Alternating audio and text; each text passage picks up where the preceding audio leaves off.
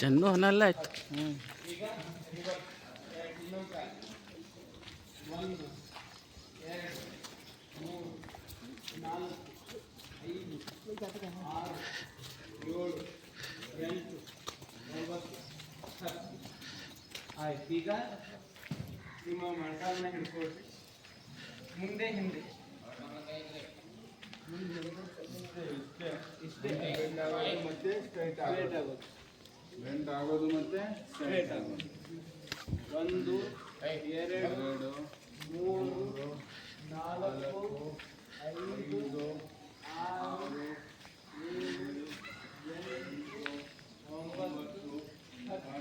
ಈಗ ಮೊಳಕಾಲ ಐತಲ್ಲ, ಅಲ್ಲಿ ಐತಲ್ಲ, ನಿಧಾನವಾಗಿ ರೌಂಡ್ ಹಾಕೋದು. 1 2 3 4 5 6 7 8 9 10.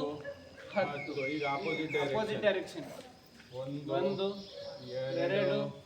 3 4 5 6 7 8 9 10.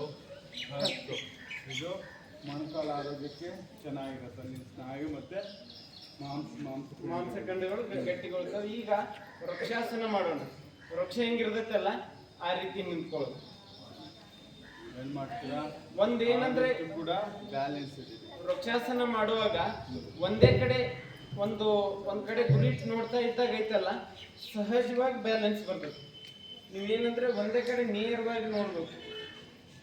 ದೃಷ್ಟಿ ನೇರವಾಗಿತ್ತಂದ್ರೆ ಸಹಜವಾಗಿ ಎಲ್ಲ ಕೈಗಳನ್ನ ಮೇಲೆ ಮಾಡ್ರಿ. ಒಂದು 10 ಸೆಕೆಂಡ್ ನಿಂತ್ಕೊಡ್ರಿ. 1 2 3 4 5 6 7 8 9 10. ಈಗ ಬಲಗೈ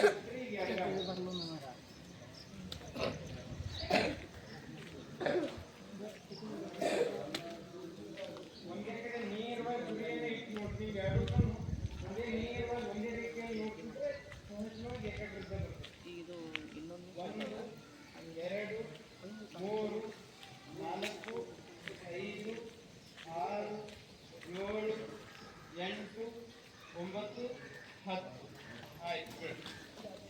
ಈಗ ಸೊಂಟ ರೊಟೇಷನ್ ಮಾಡಿ ನಿಮ್ಮ ಬೆನ್ನನ್ನು ನಿಧಾನವಾಗಿ ಅದು